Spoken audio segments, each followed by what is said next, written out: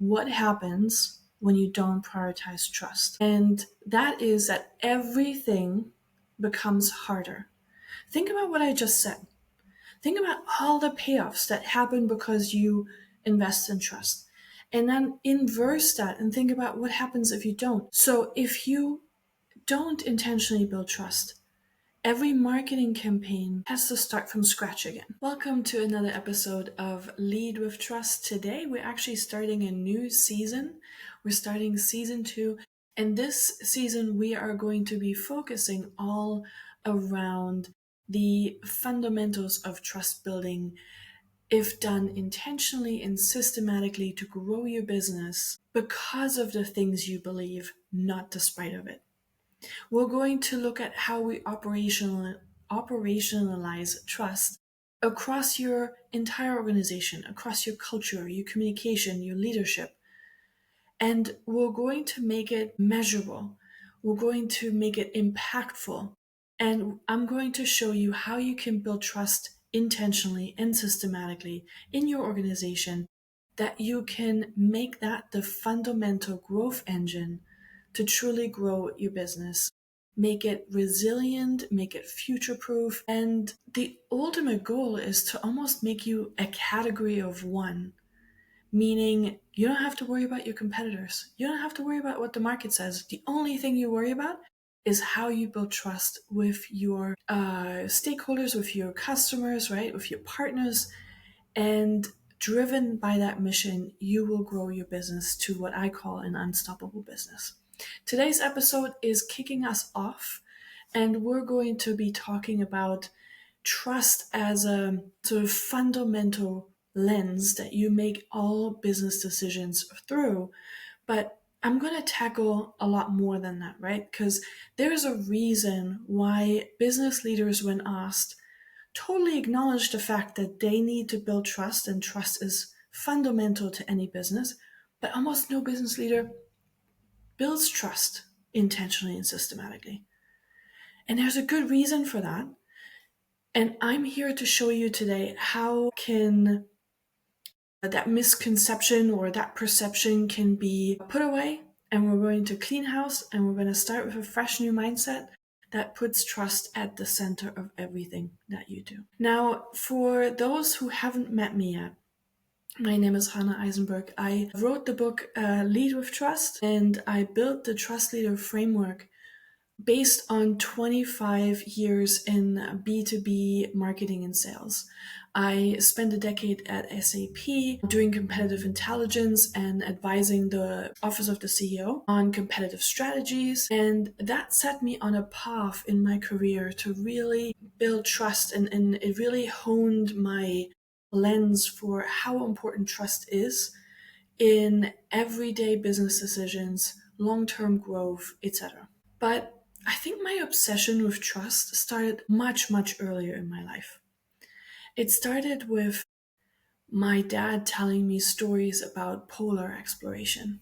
And I just want to share one of those stories with you today because it is so dear to my heart that I actually started my book off of it. But the reason why I tell you the story is because it helps you understand the level of trust that we need to build in order to make our company that unstoppable force in the market and to truly become that trust-based market leader that you could be. So it all starts off with a guy called Fridtjof Nansen leaving with his ship on the 24th of June, 1893. He sailed from Oslo up the rugged coast of Norway, and he reached the polar ice in late September of that year. And if you have ever thought about polar exploration, maybe going when it gets colder might not be a great plan. But he did that on purpose. His whole mission was to get frozen into the Arctic ice and be carried by the east-west current of the Arctic Ocean towards the North Pole. Super risky plan. No one had ever done that before. They constructed a ship specifically for that purpose. You can, by the way, see that ship in Oslo. It's called the Fram. Absolutely stunning. I highly recommend it. It's such an amazing experience. But he was in that pack ice with his crew for more than 3 years. They had sled dogs, they had massive amount of food, fuel. They were in this pack ice for more than 3 years, being sort of almost swished around at the force of nature. And at some point, his crew feared that they're going to be stuck there forever. And remember, this was before the time of cell phone. There was no rescue coming. If you got stuck there, that was it. You're going to be freezing to death, starving, and it was miserable. But at some point after those 3 years, he realized that he wasn't going to get further north than he was. And he and one of his trusted crewmates, Halma Johansen, set out on foot with their sled dogs, and they carried their stuff with them, trying to reach the North Pole by foot. Now, as soon as they left the ship kept on drifting on, so the two were on their own. They did not reach the North Pole, but they both, the Fromm and his crew, and him and his crewmate, made it safely back after that expedition. Even though they didn't reach the North Pole, they contributed a massive amount of research to how we understand the polar lights, the Arctic and Arctic oceanic wildlife and biology. They contributed to research in magnetism and so much more. But what fascinates me about this story is when you imagine being in that ship and it's nighttime and it's cold and the ice is grinding on the ocean floor and against the boat and it cracks and snaps, and you're lying there and you're thinking, why am I doing this? But that crew had this unwavering conviction, that unconditional trust in the mission itself, in their leader, in their captain, in the shipbuilder, in the crew itself, in their dogs, in nature.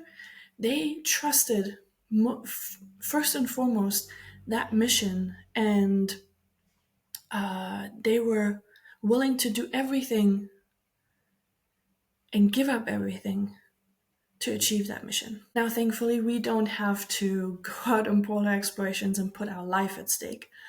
But that sort of conviction and that unconditional belief in that mission, that's what's required in really truly changing your business from being one of many to being that unstoppable business. And I'll walk you through over the next weeks and months of how you can achieve that within your own organization. So why am I telling you all of this? I believe that at this point in time, trust is more important than it has ever been in growing your business, in marketing your products and services, in selling your offering. Trust has always been absolutely crucial, right? If you think about going down to the donut shop, you trust them that they don't give you food poisoning. If you drop off your toddler at daycare, you trust that he comes home happy and safe. If you buy a piece of software for your company, you trust that it will actually do its job and keep your data safe and executes the task that it promises it will. Trust is required everywhere, and it's the single most important emotion someone, a buyer, needs to feel in order to exchange their hard-earned money for your product and services. It always has been critical. But at this point and going forward, it's only going to become more and more important. Now, I'm not just saying this. There's facts, there's data. In 2010, 2011, Google came out with a zero moment of truth study that said that about 70% of the buying journey that someone has to go through in order to decide for a product and go and buy it is being done by themselves before they contact sales.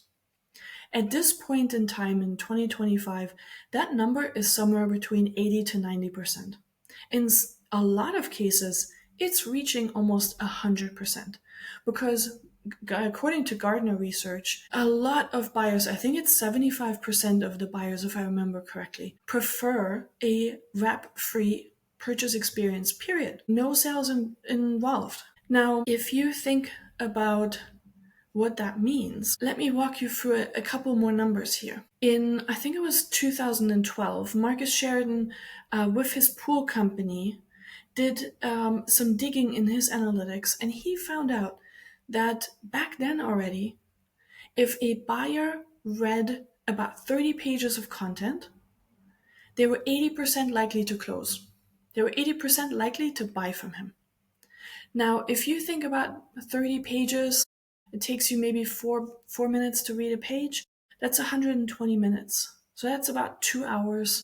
Maybe it's 3 with detailed buyer's guides or more technical information, but it's about 2 to 3 hours that is required from the buyer to be engaged with your content to have a likelihood of closing 80% of the time.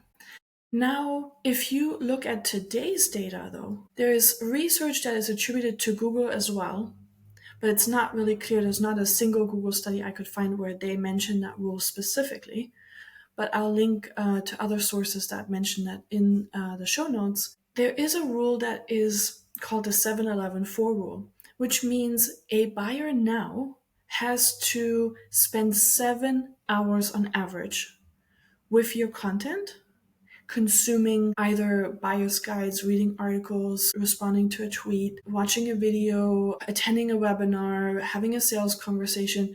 7 hours across 11 different touch points on average.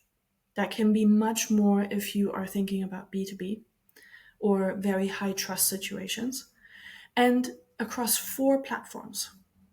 So if you primarily right now just market through one social channel and your website, that's only 2 channels.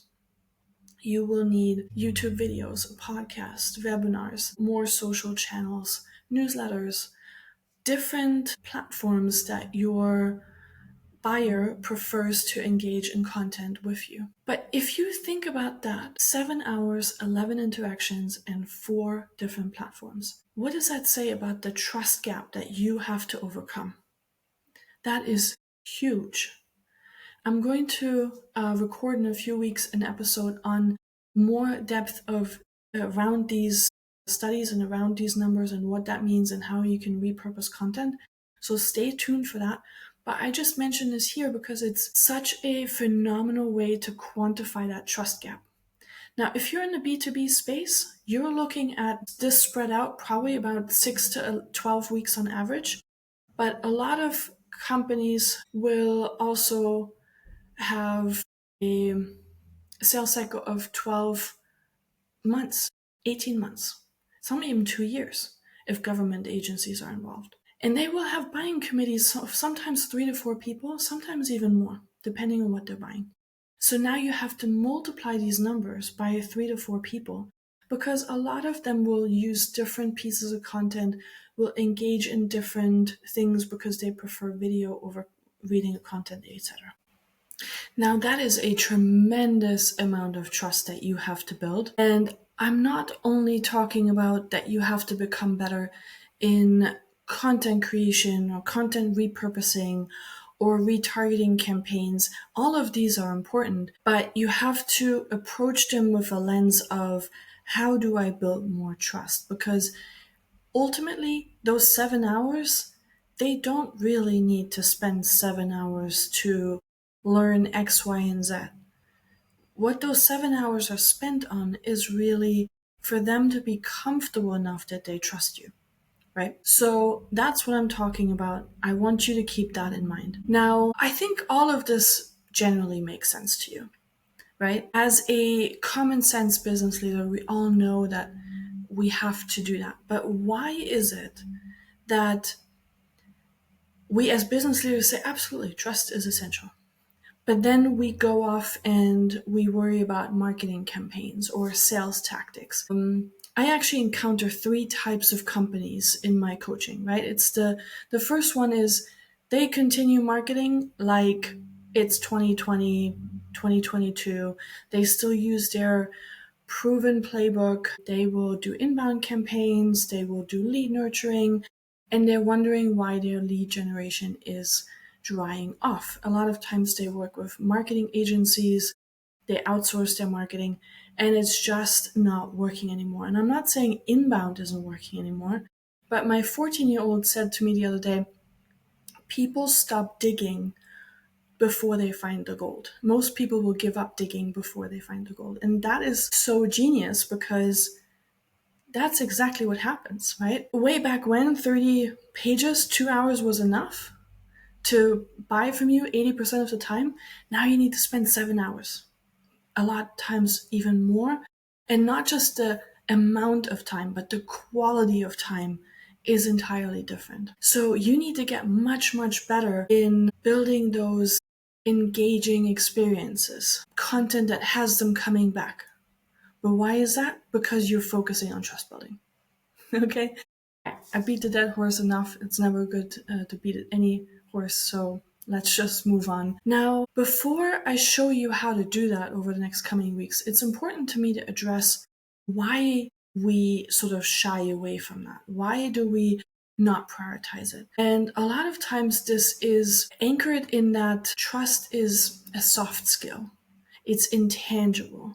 It is highly subjective. It's emotional. We can't measure it. And while all of those are true, you can quantify trust. You can quantify it in a way that you can measure it and you can manage it and you can improve it and you can build it over time. So I want you to change your mindset of, oh, trust is just something that happens as part of a good customer experience or because we do such great marketing, to something that you have to prioritize as the main objective. And we're going to explore how we can do that in a systematic fashion, that it becomes tangible, that you can measure it, that you could put metrics around it, and that you can actually measure the business impact that trust has on your business. Now, let's have a look at what exactly happens when you do prioritize trust, right? Because I talked about the negative. Now let's focus on what actually happens if you do focus on it. Well, there is a study by Watson Wyatt at Human Capital that says that consistently high trust organizations outperform low trust organizations 2 to 3 times in total return to shareholders. That is enormous if you think about it. 2 to 3 times high trust organizations versus low trust organizations. But there's a lot more than just the return to shareholders. For example, I just want to give you a sneak peek what can happen when you prioritize trust, right? You exit the race to the bottom, meaning you don't compete on price anymore. Once your customers trust the quality and reliability of your organization, they're absolutely happy and willing to pay you a fair premium. That means you get to charge what you should charge, the value that and you don't compete with low value alternatives anymore, because now you have to stand out from them, right? People recognize and trust the value that you provide. Your brand becomes the obvious choice. When you're trusted in your marketplace, you educate your buyers, they believe the information you put out there because they trust you. They are attracted to you. And because of that recognition happening organically without heavy advertisement, your brand becomes not only a brand that stands above the others and can distinguish themselves, but you become the obvious choice. Now, when that happens, when you become the obvious choice, you attract all these companies or all these buyers to you. And now you become what Dan Priestley calls oversubscribed. Now, when you become oversubscribed, what happens is you control that tension of demand and supply, meaning you get to choose the clients that you want to work with. You don't have that energy of desperation around you. Oh my God, yes, of course, please do work with us. But it changes into that energy of what Dan Priestley calls with or without you. Look, I'm going to be fine. I'm going to the moon. You come with me or you don't. That's up to you. The whole dynamic changes and people want to work with you even more because of that, but you get to choose. And that's really something phenomenal. What also happens when people trust you, especially your existing customers already, is they will be much, much more loyal. And we all know that a small, tiny increase in customer loyalty has a massive impact on your company's profits and revenues. But they will also go out and advocate for you. They will recommend your brand to friends and family, and your business becomes much, much stronger because of that customer loyalty. Your power in negotiations raises as well. Because you are the trusted partner of choice, you can now negotiate more with suppliers or partners. So you have more power, but on the other hand, it's balanced with that knowledge that you're not going to be misusing your power because they trust you. You also become much, much more resilient in a crisis. If your customers are loyal to you, if they recommend you, if they are willing to stand up for you, you are more future-proof and resilient, not only in global economic change like we've been going through in the last few years, but you also become more resilient as a company itself because your customers are more willing to forgive you if you make a mistake. And a really powerful trust builder here, I'm going off a little bit on a tangent here, is that because when you make a mistake, you go and you openly admit to it and make it right, customers will like you and trust you even more. Last but not least, and that's probably one of my favorite payoffs of building trust, is you become the market leader in your space.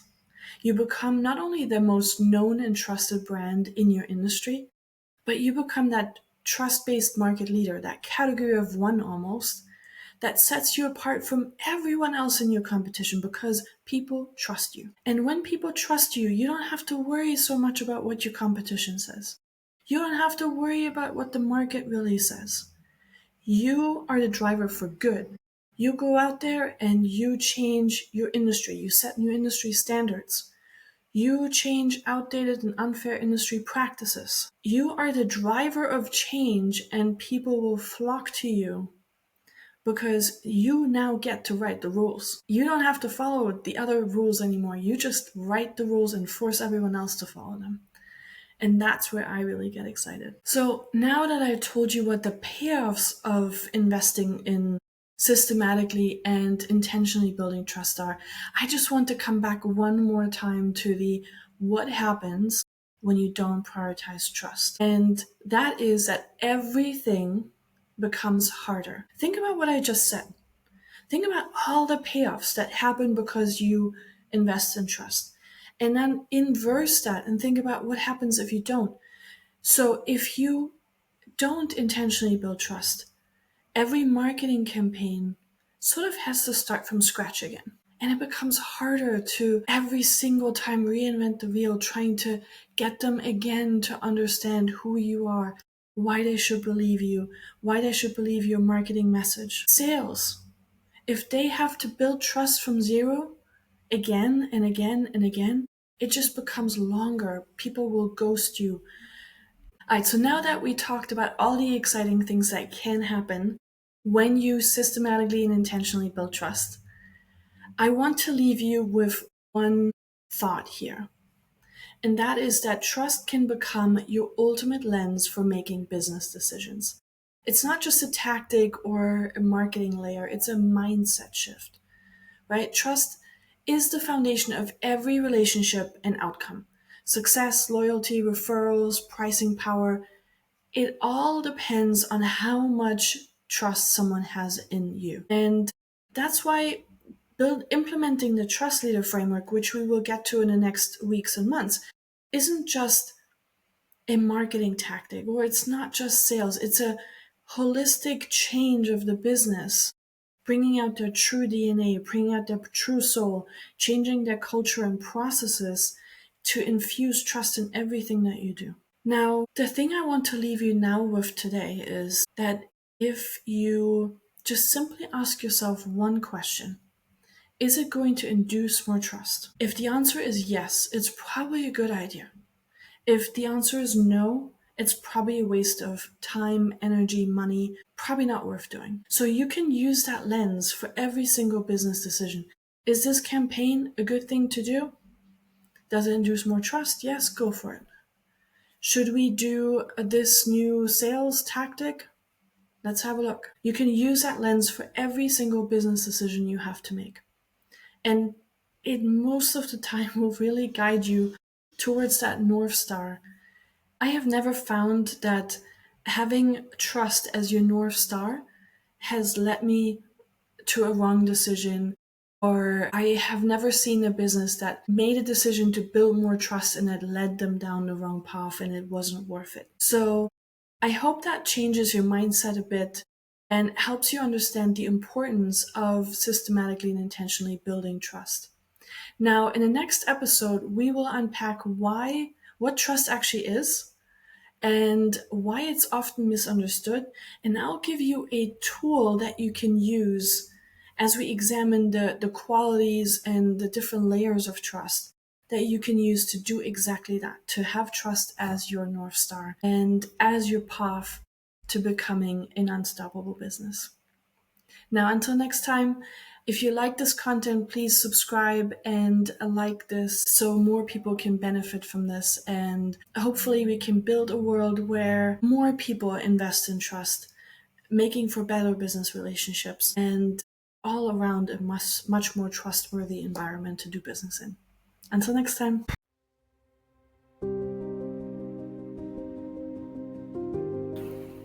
Want to know where your organization stands on the trust maturity curve? Take the Trust Leader Assessment, a 10-minute deep dive diagnostic that will help you understand where your current trust level is and what you need to do next to mature. You'll get a personalized report and practical steps. Start your assessment today. The link is in the show notes.